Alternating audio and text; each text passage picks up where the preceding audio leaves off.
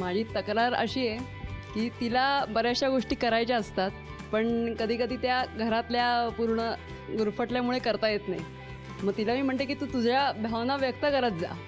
ती एकुलती एक तक्रार आहे तिची की ती तिच्या भावना व्यक्त नाही करत, पटकन मनातल्या मनात ठेवते. भावना व्यक्त करायचं म्हणजे तर मुली लहान आहेत ॲक्च्युली. मी तिला ड्रायव्हिंगचा क्लास लावायचा, जसं फॉर एक्झाम्पल तिला ड्रायव्हिंगचा क्लास लावायचा, पण आता सध्या मुलगी 2.5 वर्षाची, त्याच्यामुळे तिला तो टाईम मिळत नाही. त्यामुळे ती कधी तिची तक्रार असते, पण बाय द टाईम जशा मुली मोठ्या होतील तसं ती काय करू शकते. नाही, त्यांचं म्हणणं आहे की त्या भावना व्यक्तच करत नाही, तर करतात की नाही? करते म्हणजे माझ्याकडे तर करते.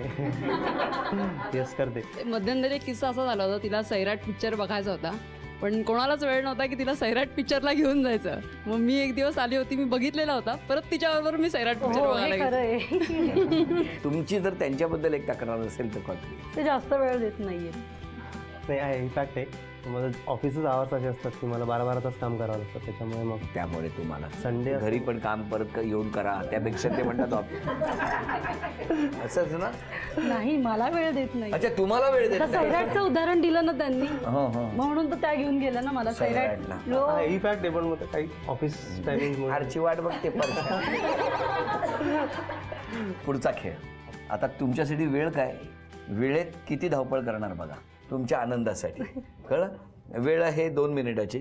मी एक अक्षर देणार, त्या अक्षरावरून धावत जायचं आणि वस्तू घेऊन यायच्या. एका वेळेला एक वस्तू आणून ठेवायची, मग दुसरी आणायची. 2 मिनिटामध्ये जर 11 वस्तू आणल्या तर 3 बक्षिसं मिळणार. आणि मग अनुक्रमे कमी कमी जितक्या वस्तू आणणार तितकी बक्षिसं कमी होत जाणार. वेळ 2 मिनिटाची आणि अक्षर आहे क.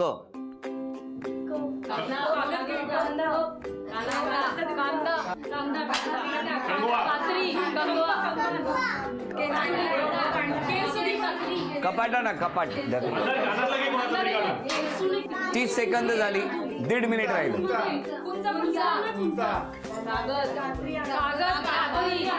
40.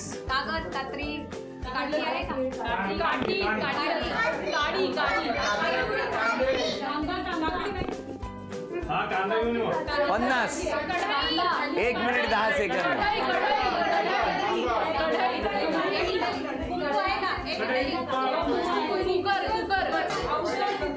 1 मिनिट 10 सेकंद. 50 सेकंद राहिली.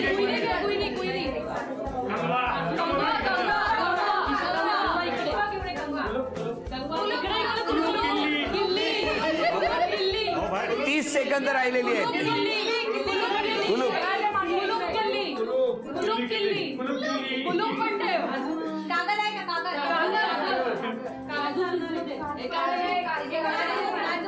वीस सेकंद राहिली. 20. 10. 9. 8. 7. 6. 5. 4. 3.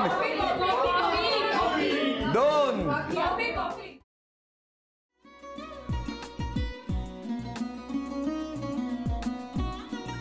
लावू का? असाच लावू ना.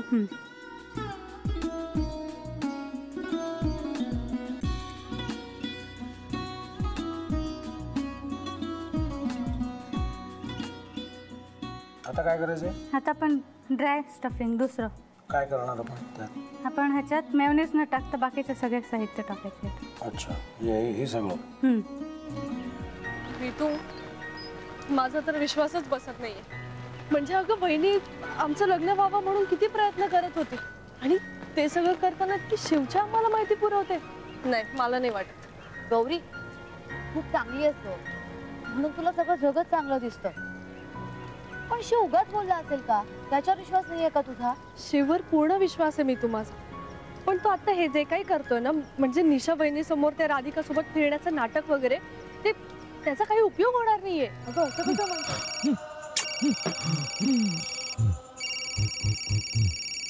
अगं नीलिमा, जतीन भाईंचा कॉल आहे. हो माहितीये, रिसीव्ह कर ना. अगं बघ, कट झाला. आता तू रिसीव्ह केला नाहीस म्हणून ते मला करतील. अब पुन्हा आला बघ, घे बघू. पण हे एक ना एक दिवस घडणारच होतं. आता मला कळलं तुम्ही 2 दिवस झाले काय सांगत होता ते. बनू हे संकेत असतात आणि हे ठरवून येत नसतात. मी बाहेर तुमची वाट बघते.